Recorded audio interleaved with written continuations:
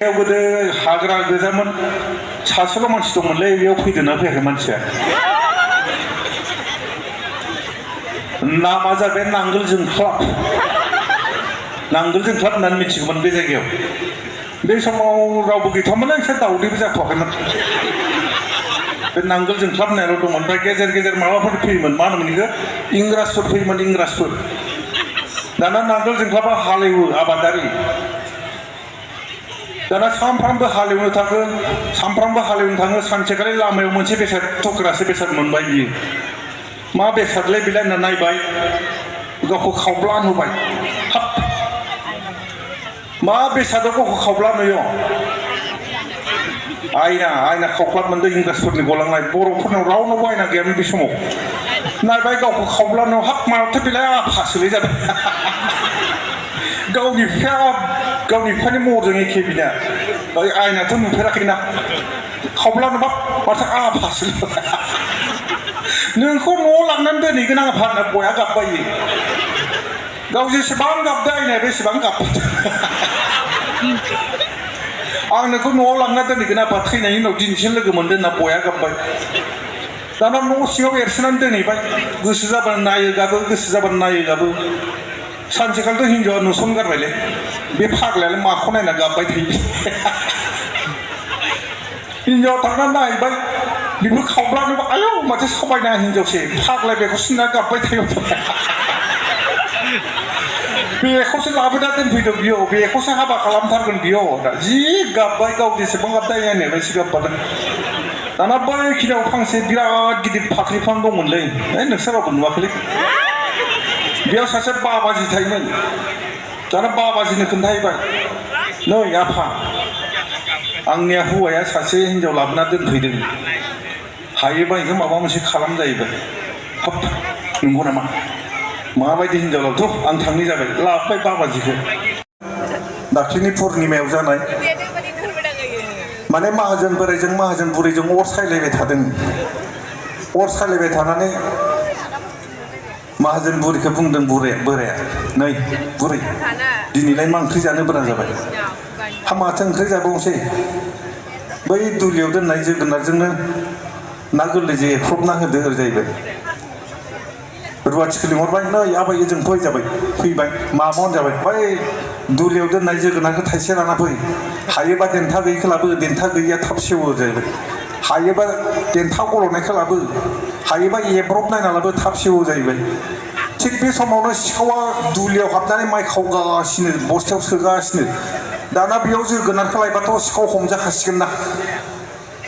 ओंखायनो सिखावा खायदा खालामना मा खालामबाय खिबुखौ बेथां खालामना गांथोखौ ख्लोब खोबनानै जोगोनारजों समान जानानै थाबाय हमजाखाथारसिगोन दाना रुवाथिया थांबाय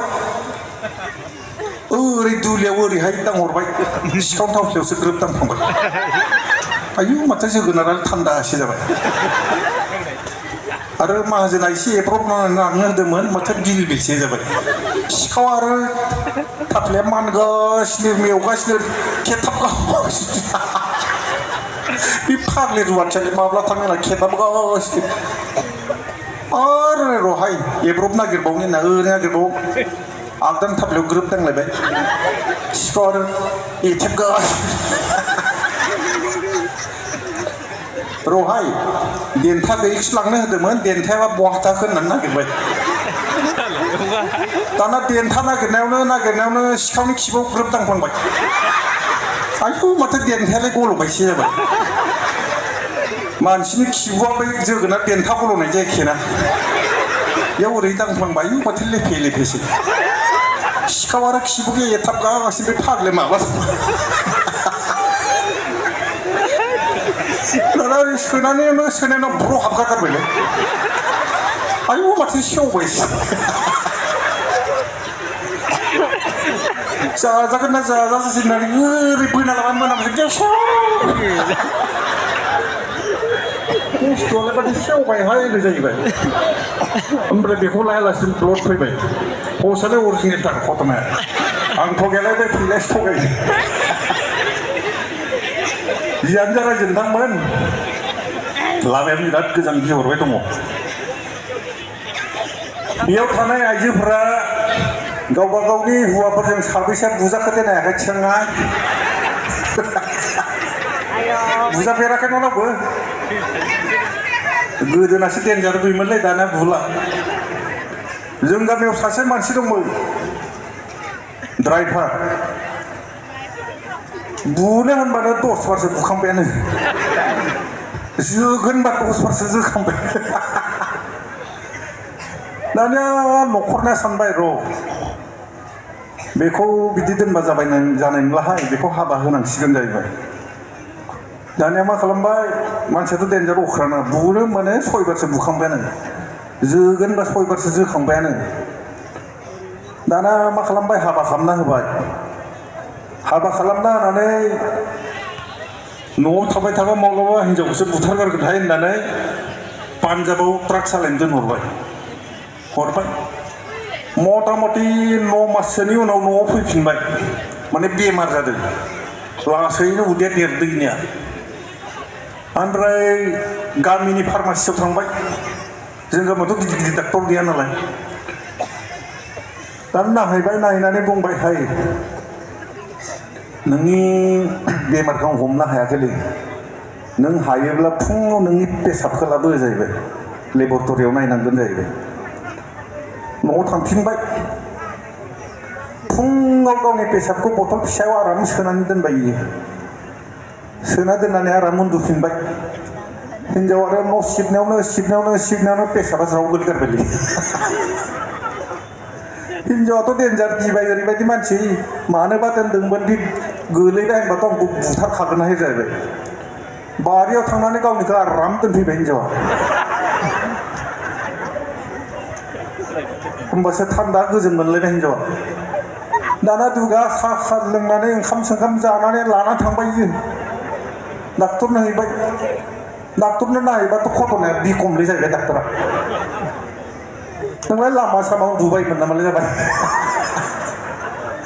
आं बाथ्राखौ बुजियासै जाबाय हाय घटनाया बोरैबा जाना दं मा जाखोब्रा जाबाय नोंनि गोरबोआवथ' न'मानि दंलै जागारग्रोबाय गथ'यासो घटनायालाय मा जागोन दा सिजारिंबो जाथ'वा नर्मेलबो जाथ'वा बया लाजिबाय इयो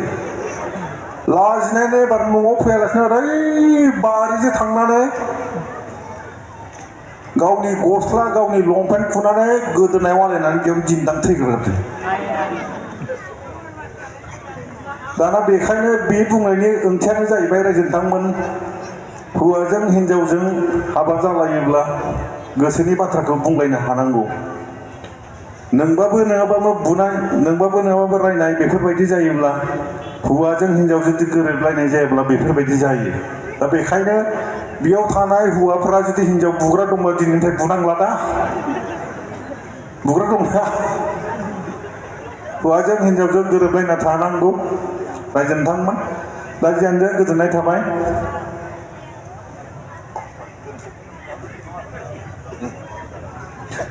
रायजोनोंथांमोन गोबां आर्टिस्टफोर दंबावो आं जोबोद सानै फैफादों जोबोद मोजां मोजां मेथाइ खनो जोंनिनो